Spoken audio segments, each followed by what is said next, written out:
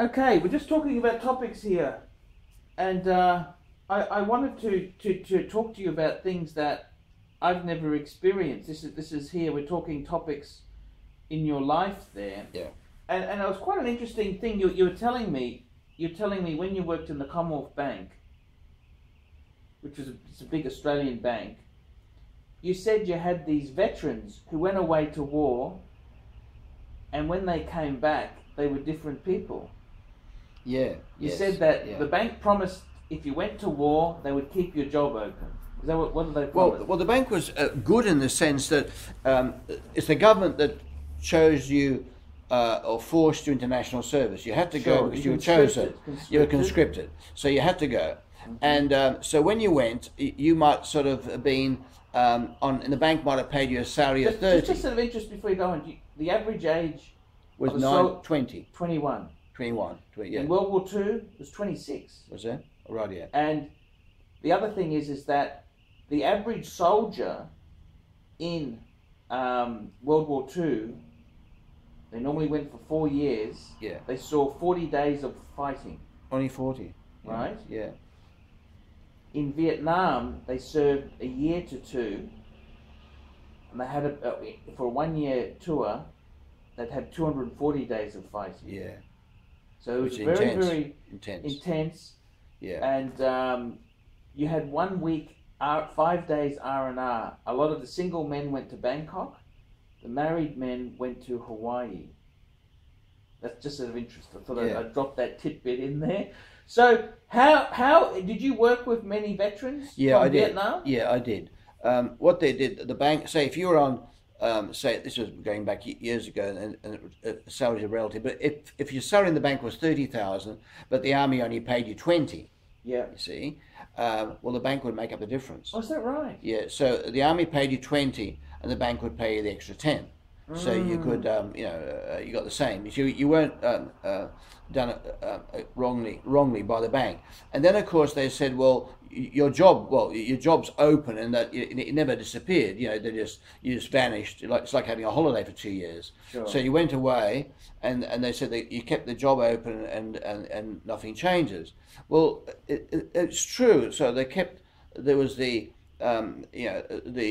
you got paid, so you weren't lost there. You went away and you came back, and really from 20 to 22, what were you doing in the bank? Very menial tasks anyway. Mm-hmm. So you weren't doing anything substantial. One of the guys, he finished an economics degree, then went away, so he was a bit more clever. Is that right? Yeah, because they let you finish your study first, and when you finished the study, you had to go in the army.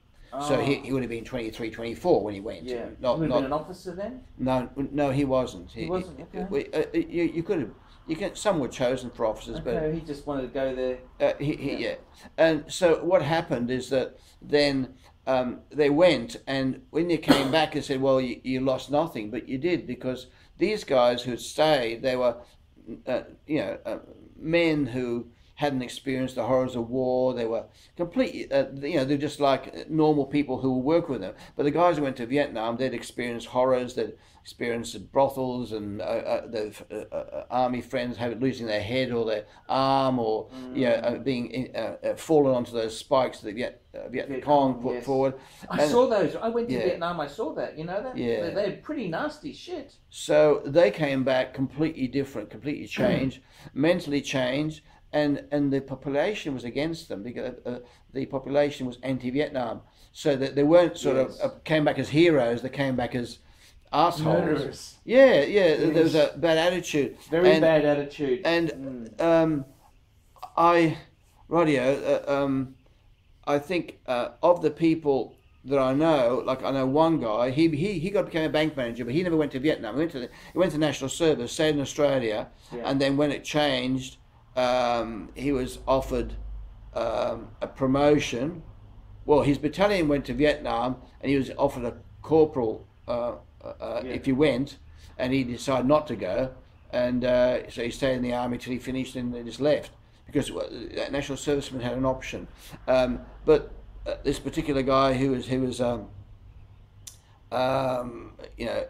the economics degree, he came back and he told us fantastic stories, and he would say things like, they were in the army, and they'd say, "Rightio, all the guys who are RCs, Roman Catholics this way, C of E's here, and OE's here, other denominations. So you all divide up into the three churches, and off you go to church. And he put his hand up and said, well, what about the non-believers? Yeah. Oh, shit, the non-believers, Australian Army, non-believers. So they say, all right, well you can just, you can just, just go, have a day off. So the next week came along, and they had RCs, C of E's, and OE's, and non-believers. And everybody was a non-believer all of a sudden. So they said, right, all these non-believers, get your shovels, we're going to dig trenches. So everybody became very strong Christians overnight, yeah. But no, he used to tell us a lot of good, funny stories, but he came back and he was hardened by... Was he hardened? Yeah, his attitude to life was think much more mature. As a man? Yeah. Like how? Shockingly so. Well, he was in Vietnam. See, a lot of them... just looking at the ones that went to Vietnam, the ones that went to Vietnam were just hardened by life. They'd seen things that other people hadn't seen. There, just imagine you go to Vietnam and you can be killed. You got a gun, and you can die any moment. You're really taking big decisions. To live and to protect the country, whatever you're doing. And then you come back and they say, right, well, use a green pen. Look, you put a big dot there. You should put on a small dot. And you think, well, fuck these dots, I mean, I could have, the bank was so petty. You were only doing junior tasks and they're asking you to tick this and tick that, which seemed highly relevant. And here you were, life and death was every day. You were, you were almost, you could have died any minute. Yeah. And you come back and just sort of the propensity of what you were doing, just different. And it reminds me of one of the clients that we had, and he was in the Air Force, but Australia didn't have any planes or many planes, so they sent him to England. And he became a bombardier. He wanted to drop the bombs he flew over Germany and dropped bombs. Was it World War II? World War II. Fuck. This guy. And anyway, so... He'd be dead now, wouldn't he? Oh, he died about 2 years ago. Yeah, 98 or 96 or something. Wow. Anyway, this guy he got married in Australia, and then off he went to war. And of course, in the war, I mean, the war, you could die any minute. You're on a plane. You're on those planes. Not many of them came back. Yeah, many always come back. Yeah, many of them don't come back. Anyway, so off he went, and before he went, he met a lady friend, and sure. Well, you're going to die. Well, you're going to die. So what the hell? What the hell? So he had a nice rendezvous. You can't blame him for that. Off he went. Poor bastard's going to die. And when he came back, there's a photo in his he lives that moment. He's got a photo in his lounge of him shaking the hands with Princess Elizabeth at the time, later Queen Elizabeth. Oh, I see. He's there shaking her hand, and she's thanking him for his effort. Yeah. And he's in his Air Force uniform, and that's where his life is. That's where he stayed, because that was things that happened. The adrenaline over Dresden, where he dropped the bombs, and life and death, and the lady that he had a rendezvous with, and then shaking the hands with Princess Elizabeth.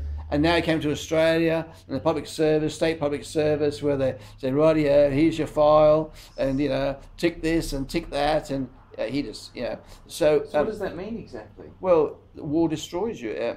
Like things in a normal person, you go to war, and no, don't go to war. You go to the public service or have a job, and they say tick this, tick this. You think, oh, I'm doing a great job, but that ticking's crap. It means nothing. It just, when you've gone through life and death situations, and you have something very, very important, you're in a bomber, and these people are shooting at you, and you could lose your legs and you lose your life. Sure. That was important. So what happened to that woman he had the rendezvous with? What did he do? He was married. He came back to Australia to his wife, but he never loved his wife. His wife, he said that he never loved his wife anymore. Is that right? Yeah. What about the woman he had the rendezvous with? Well, I don't know what he did with her. I think he might have corresponded to her or wrote to her, but, It kind of wrecked his life. Wrecked his life, yeah. because he was in love with her because obviously she was more adventurous than his wife, conservative wife. Because in a war situation, what the hell? What the hell? That's exactly. You look at life differently. Yeah. Rather than that conservative Australian approach. So did you work with many people who went to Nam in the bank? Yeah. Oh yeah, I did. Did it do any good for them? No, it didn't. None of them really did too well. Well, I suppose one of them might have. This guy who worked with me didn't do too bad. His problem was he was in head office lending and he knew nothing about lending. Sure. He didn't have a degree. He had nothing. He just he had personal sort of skill, but he wasn't that good because he didn't have an accounting degree. Another guy went to Vietnam and actually it's funny, he's a Polish guy, Polish background. He's born in Germany and born in Germany of Polish background. So they call him for national service and they said, where do you want to go? He said, I want to go into intelligence. And they said, oh, sorry. Look, you're born in Germany, so you're a possible Nazi. Your parents are from Poland, so possible communist, and you can't be intelligence. We'll put you in as a cook. So they put him as a cook. And then a year later, his battalion was going to Vietnam, and they called him in and said, look, you're a national serviceman, you got the option to go or not, and we definitely know you'll be going because your mates are all going. And he said, oh, I'm not going. And they said, no, you are, aren't you? No, he said, no. I said, why not? He said, well, remember you told me I want to be intelligent? You said, no, I'm a Nazi, I'm a communist. Well, if I can't do that, you fight for the country. I'm not fighting for this country. Anyway, so they were... Can't blame him for that, can you? No, I don't blame him at all for that.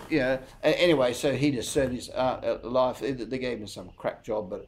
At least he didn't come back with bloody... He came back with 2 legs and 2 arms, yeah.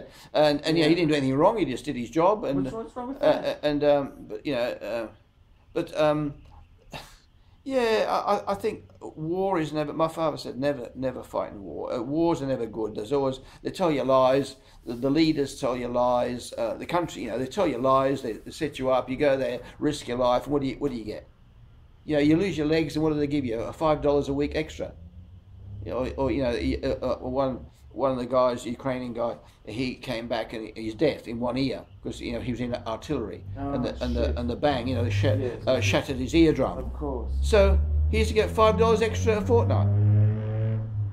They gave him some sort of war pension for it, a little war pension, which was tax free, and then they gave him $5 for his shattered eardrum. Yeah. I mean, what would you rather have, no shattered eardrum or $5 a fortnight? I mean, again, did you have any friends who went to Nam? I haven't got any friends at all, I think. I haven't got any friends who went to Nam. Well, no, all these people that work with, they were friends, this Paul Caesar. Paul was a friend. I used to write to him. I wrote to him when he went, but he served in the army for a year. Yeah. And then they sent he's the one who got the corporal. They give him extra promotion, and he didn't take it. But he left the army when he could, and then he's been in reserves ever since. I see. He loved the army life, but he didn't want to go to Vietnam. No, of course not. I mean, that was probably a good idea in hindsight. Very clever, and I don't know what he is. You were assigned to a battalion or what? No, I was just called up for national service. But I thought you had a battalion, no? No. You never assigned a battalion? Well, I never ever got there for my boots. What they do, you go in the army, you get your uniform and stuff, and you have basic training. Sure. I think that's might be 3 months of just basic training, marching, running. It's not fun. No, it's hard. It's hard part. And then after the 3 months, then they assign you to a battalion. Some go like you can be this guy who worked with me. One of them was in as transport. He was a driver, truck driver. Yeah. So you can be a driver, you can be a cook, you can be artillery, you can be infantry. So they ask you what you like to do, and they try and give you that preference if at all possible. Sure, I see. Because they want you to be motivated. They don't want you to but there's always a problem. The regulars and the national servicemen, there was always like 2 camps, because the regulars wanted to be there, the national servicemen were forced to be there. I see. And got you. I mean, what rational person wants to go and get his testicles knocked off, blown off? Sure, I see what you're saying there. It must be cuckoo to do point. that, you know. So tell me this then. You also had that guy down the street, you know, Wally, who he went to Korea, didn't he? Or Wally went to Vietnam? Oh, Wally. No, Wally went. No, Wally. He had the went Falcon, to Malaysia. Oh, he went to Malaysia, because they had the conflict in Malaysia first, and then after that he went to Vietnam. Oh, he went to Vietnam as well. Yeah, Two tours he served. Yeah. Was he in the army? Yeah, he was regular. Oh, he was a regular. Because he couldn't get a job after school, so he decided to... He became a signwriter, didn't he? No, he wanted to be a signwriter. He was pretty good at signwriting, but he couldn't get an apprenticeship or somebody to take him on. So in desperation, he joined the army. Now, he's really, I mean, I don't know that... Well, I knew him really fairly well, but I think he's the only guy in the army who didn't drink and didn't have sex with any woman he can get hold of. You know, he was very... He's a very real gentleman, really, a kind guy. You know, and also he, you know, in the army he accepted orders. You know, he was told to do that, he did it. You know, the officer told him what to do, he accepted it. He didn't argue. So he liked it. He was good in the army, and then in the end they taught him a trade, boiler making or something. But he he was a very nice man, and it's a shame because he could have been a good signwriter, but I suppose you know, it was hard for him.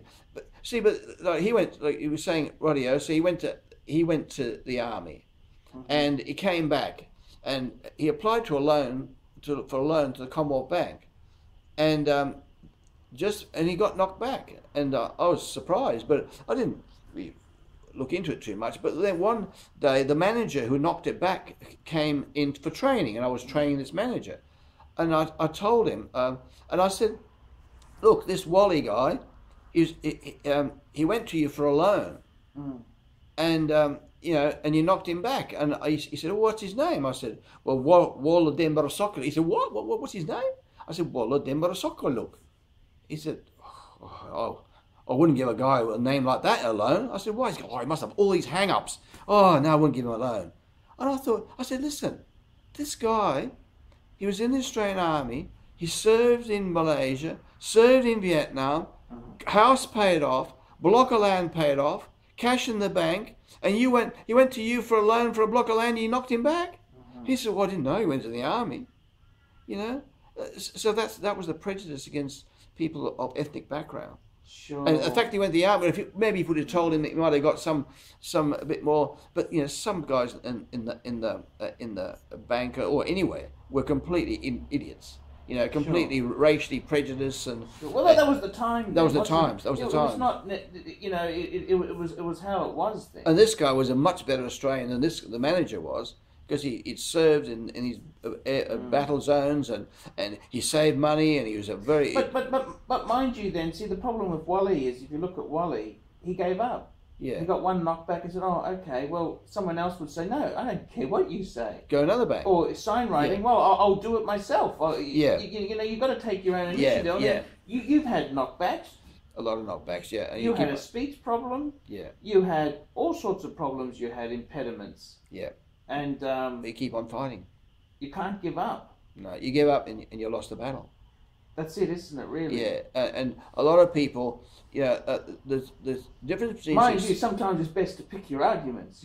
Yeah. You know, you've got to be careful the arguments you pick there. The difference between success and failure, I heard this person say, is that a failure, he gets hit in the head, 10 times, and he gets up 9 times. He's failed. A success gets hit in the head 10 times and gets up 11 times. Yeah. That's the difference. You just keep getting up. You have your setbacks in all sorts of ways. You might get in trouble with the law. Well, so what? Radio. So you cut, move on, let's try again, do something else. It does. Like a lot of people in Australia.